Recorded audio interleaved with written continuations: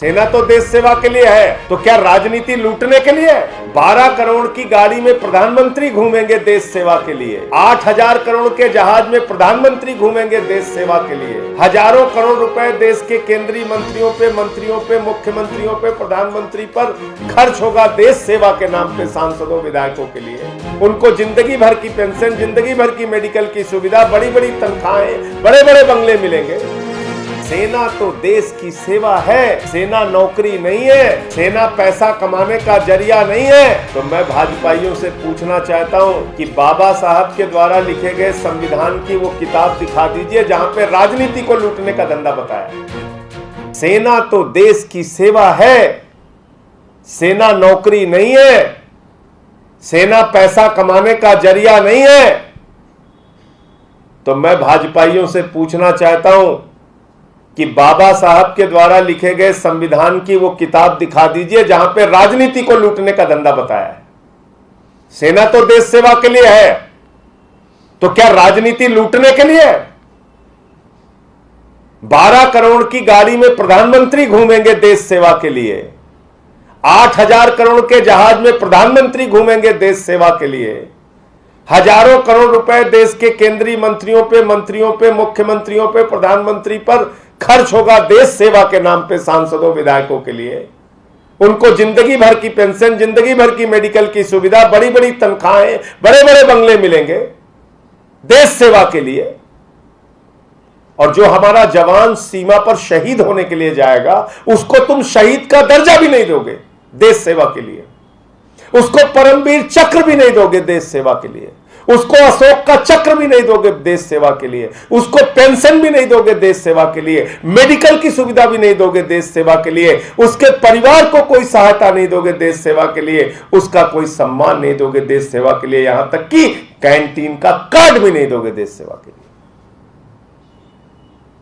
तो क्या देश सेवा के लिए दोहरा मापदंड है भाजपाइयों का कि राजनीति में रह के जो देश सेवा करेंगे वो प्रधानमंत्री 12 करोड़ की गाड़ी में घूमेंगे, 8,000 करोड़ के जहाज में घूमेंगे, और सीमा पर सुरक्षा करने के लिए जो अपने प्राणों की आहुति देगा उसको शहीद का दर्जा भी नहीं देंगे, उसको मेडल भी नहीं देंगे, उसको 4 साल की नौकरी के बाद सैनिक भी नहीं मानेंगे। ये आप कहना चाहते हो? और क्या ये भारत माता की रक्षा के साथ गद्दारी नहीं है भाजपाइयों की? मैं बिहार के उस बददिमाग मंत्री से पूछना चाहता हूं जिसको तुम नौजवानों को आतंकवादी कह रहे हो, जिहादी कह रहे हो। मैं पूछना चाहता हूं भाजपाइयों तुमसे कि बताओ, क्या ये सेना की सुरक्षा के साथ, भारत माता की रक्षा के साथ गद्दारी नहीं है? आज के समय में एक जवान सीमा पर लड़ने के लिए तैयार होता है 1 साल की ट्रेनिंग के बाद, फिर बटालियन में 1 साल की ट्रेनिंग, फिर 2-3 साल के फील्ड के एक्सपीरियंस के बाद 5 साल 6 साल जब नौकरी कर लेता, तब वो युद्ध के लिए पूरी तरह से तैयार होता है। और 5 साल 6 साल की ट्रेनिंग के बाद ही किसी जवान को बड़े ऑपरेशन में लगाया जाता है। तुमने कहा 6 महीने की ट्रेनिंग में वो पाकिस्तान और चीन से लड़ने के लिए तैयार हो जाएगा। सियाचिन में -45 डिग्री टेम्परेचर और राजस्थान के बॉर्डर पे 50 डिग्री टेम्परेचर में अपने आप को गलाने वाला जवान, उसको आप कह रहे हो 4 साल में उसको निकाल के बाहर कर दोगे? 6 महीने की ट्रेनिंग में वो लड़ने के योग्य हो जाएगा। उसकी 6-8 महीने की आप छुट्टियां निकाल दीजिए, तो बचा कितना समय? 3 साल। 3 साल की नौकरी में एक नौजवान को अगर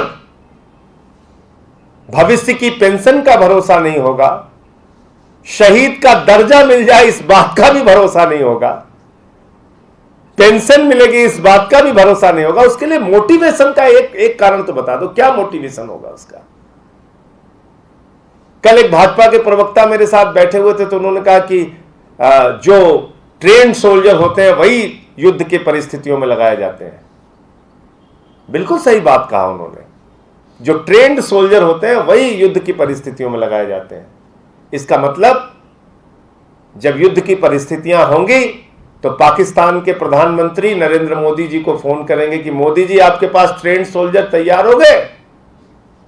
चीन का राष्ट्रपति फोन करेगा मोदी जी को, हाँ मोदी जी आपके पास ट्रेंड सोल्जर तैयार है क्या, अब हम युद्ध करने आ रहे हैं। ये कैसी बातें कर रहे हो आप लोग? क्यों देश की सुरक्षा के साथ इतना बड़ा धोखा कर रहे हो? क्यों हमारी सीमा की सुरक्षा के साथ, भारत माता की रक्षा के साथ धोखेबाजी कर रहे हो, गद्दारी कर रहे हो? ये देश तुमको माफ नहीं करेगा। और जो पैसों की कमी का ड्रामा बता रहे हो, जो सहारा पैसों की कमी का आर्थिक संकट का तुम बता रहे हो, वो पूरी तरीके से बेबुनियाद और झूठी है। मैंने तो आंकड़ों के सहित बताया था, 10.5 लाख करोड़ रुपए चंद पूंजीपतियों का देश की सरकार जो अगर आज चाहे तो आज वसूली कर सकती है। 10.5 लाख करोड़ रुपए चंद पूंजीपतियों का बकाया है। बैंकों से खाली कर लिया उन्होंने हमारा आपका पैसा, 10.5 लाख करोड़ रुपए। आज आर्थिक संकट हिंदुस्तान की जनता के कारण नहीं है। हिंदुस्तान की जनता ने तो 20 लाख करोड़ रुपए आपको डीजल पेट्रोल में टैक्स दे दिया, तमाम चीजों पे टैक्स दे दिया।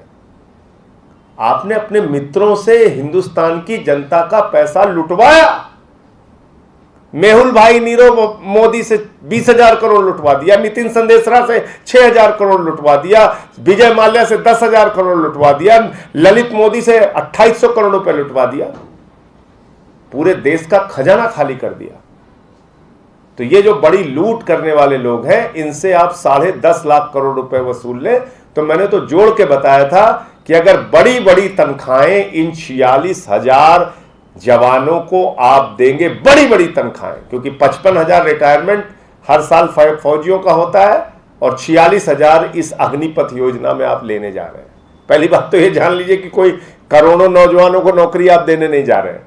20 करोड़ नौजवान हिंदुस्तान में बेरोजगार है, जिसमें से मात्र 46,000 लोगों को आप हर साल इस अग्निपथ योजना के तहत नौकरी देंगे। अब अगर इनको आज के मुताबिक लंबी मोटी तनख्वाह देके, आप अच्छी तनख्वाह देके अगर 20 साल तक इनकी सेवाएं लेते हैं, तब भी 40,000 करोड़ से ज्यादा नहीं आएगा। 40,000 करोड़ रुपए से ज्यादा खर्च नहीं आएगा।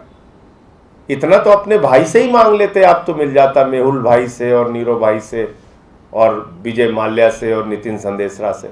आपके इर्द गिर्द वाले जितने भाई लूट के हिंदुस्तान को बाहर गए, उन्हीं भाइयों से मांग लीजिए, 20 साल की तनख्वाह आपको मिल जाएगी। तो ऐसे तर्क दे के हिंदुस्तान के नौजवानों के साथ खिलवाड़ मत करिए आप। और मैं समझता हूं कि देश की सुरक्षा, सीमा की सुरक्षा ज़्यादा महत्वपूर्ण है, वो ज़्यादा इम्पोर्टेंट है, और इसलिए उसके नाम पर पैसे का और आर्थिक संकट का बहाना एक झूठी और गलत बात है। ये नौजवानों की ज़िंदगी के साथ खिलवाड़ है। मैं प्रधानमंत्री जी को ये पत्र लिख रहा हूँ कि ये अग्निपथ योजना को आप पूरी तरीके से निरस्त कीजिए। ये हिंदुस्तान के नौजवानों के साथ धोखा है। ये उनके पेट और पीठ पर लात मारने का काम आपकी सरकार ने किया है। ये भारत माता की सुरक्षा के साथ भी गद्दारी है, और इसलिए ये अग्निपथ योजना तत्काल वापस होनी ही चाहिए।